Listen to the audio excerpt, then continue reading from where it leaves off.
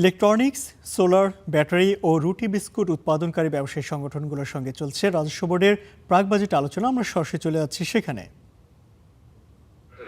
Sir, Bangladesh electric অ্যাসোসিয়েশনের একটা গুরুত্বপূর্ণ একটা পয়েন্ট, যে পয়েন্টটা একটু গ্যাপ পড়ে গেছে, একটু যদি কাইন্ডলি একটু বলে দেন তাহলে একটু বলা যেত।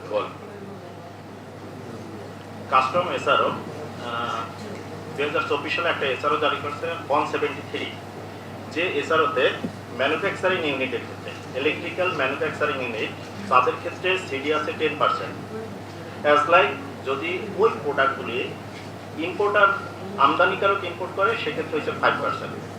তাহলে এই যে এসআরও জারি করলো ম্যানুফ্যাকচারিং ইউনিটের জন্য, স্যার আমার কাছে এসআরওটা আছে, যদি ম্যানুফ্যাকচারিং সে যদি 10% সিডি দিয়ে ইম্পোর্ট করতে হয় তাহলে আর ইম্পোর্টার হচ্ছে 5%। না না, এটা তো হইতেই পারে।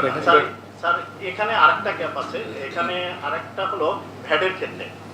স্যারের কাছে ভ্যাটের ক্ষেত্রে ভ্যাট অব্যাহতি, এটা নোট নাও।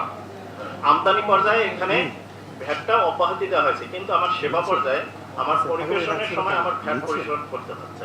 ভ্যাট কিন্তু আমাকে শুধু ইম্পোর্ট পর্যায়ে যখন আমি ডিউটিটা দিচ্ছি তখনই শুধু আমাকে অব্যাহতি দিচ্ছে, কিন্তু আমার সরবরাহ পর্যায়ে ভ্যাটের ক্ষেত্রে আমরা একটা পরিবর্তন আনার চেষ্টা করতেছি। সেটা হচ্ছে আমরা স্ট্যান্ডার্ড ভ্যাট সব জায়গায়, শুনেন, সব জায়গায় স্ট্যান্ডার্ড ভ্যাট থাকবে এবং আপনারা ভ্যাট রিবেট পাবেন। আমরা এবার এটা যত কষ্টই হোক আমরা এই দিকেই যাচ্ছি, ঠিক আছে?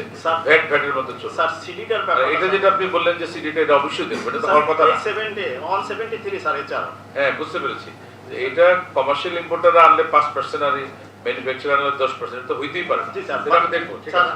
Thank you. বাংলাদেশে কয়েকটা ম্যানুফ্যাকচারিং ইউনিট আছে ইলেকট্রিক্যাল, এর মধ্যে আমি যে রিপ্রেজেন্ট করতেছি সেটা কিটি ইন্ডাস্ট্রিজ লিমিটেড। তো আমরা দেখা গেছে এই ব্যাটেন লাইট, টি ভাল্ব, তারপর এ ভাল্ব, এগুলি আমরা নিজেরা ম্যানুফ্যাকচার করি বাংলাদেশে। আমাদের সাবেক চেয়ারম্যান স্যার ছিলেন, উনি আমাদের ফ্যাক্টরিও ভিজিট করছিলেন।